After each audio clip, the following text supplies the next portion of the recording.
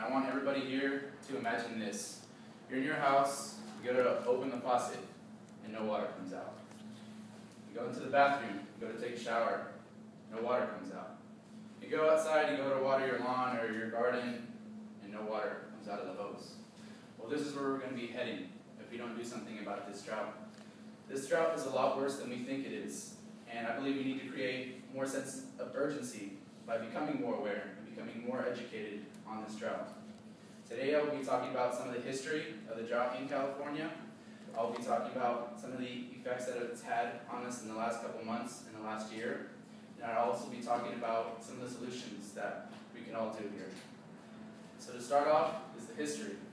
California has always been a state hit with a lot of drought, and everybody thinks that, oh, it's just another drought, especially with the rain now. Everybody thinks, oh, the drought is over. That's definitely not true.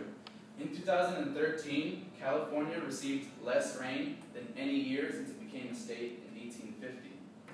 Also, with some of the historical, big droughts that we've had in California dating back to 850, we've had droughts that have lasted over 240 years. And after that one ended, about 50 years later, we had one that lasted about 160 years.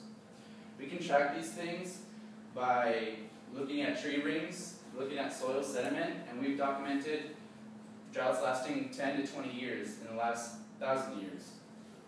So as you can see on this graph, it's the fluctuation of how the amount of percentage of the United States drought. So for example, the worst one we've had was 55%, and the closest one we've had since that time was in 2013 at 49%. This graph right here shows the severity of the drought throughout the United States, and as you can see, California has the worst. Pretty much the whole side of the west United States has the worst drought in decades. Now that you know some of the history, I'm going to talk about some of the effects. It's affected not only people, but it's affected wildlife, it's affected our resources. There's actually an article talking about the city of Porterville, which is actually not only about three and a half hours away from here. And they talked about how hundreds of families have gone without water and how they had to create a program to support these families just to get through their day. Another one is that in the Central Valley, there's places where the water has dropped about 20 meters. So as you can see in this before and after picture, this was a couple years ago, and now this one is just last year in 2013, how the water has dropped. And in this picture right here, it's a picture of a hatchery from Sacramento, in which they had to evacuate all the fish, because since the water is dropping, the water is also heating up, which is killing all the baby fish. So they ended up having to evacuate thousands and thousands of fish from that hatchery to another one. Now that I've talked about some of the effects, we have to talk about a solution.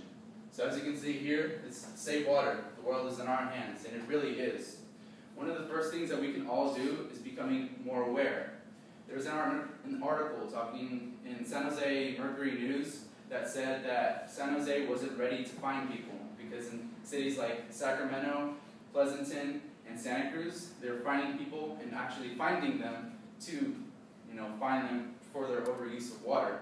San Jose said that they wanted to create more of an educational and educate people more and have them reduce their water that way. Some of the simple things we can do at home, of course, include taking shorter showers, include using the faucet, efficiently. So when you're brushing your teeth or doing the dishes, making sure that you close the faucet, and even small projects like using.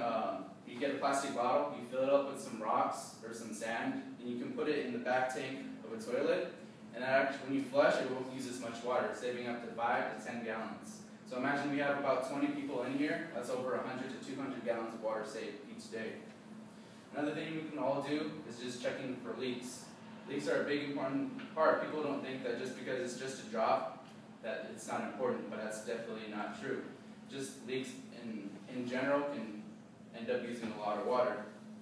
So now that you know some of the solutions and some of the history, I'm actually going to give you a positive note.